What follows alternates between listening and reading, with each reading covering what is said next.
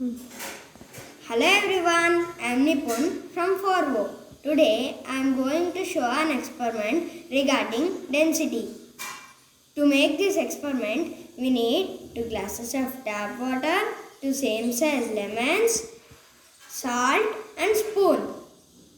Now I am putting this lemon into this water.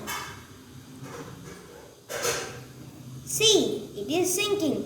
Why? Because the lemon density is more than the water. That's why it is sinking.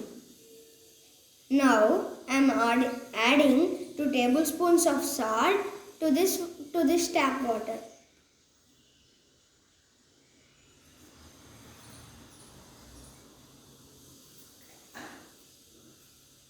Now we should mix the salt and we should mix the water until the salt dissolves.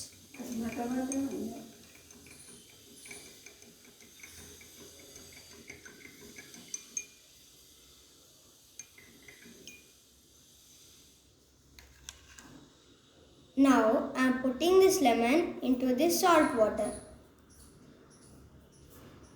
Wow! It is floating. Why? Because the salt makes the water density more than the lemon.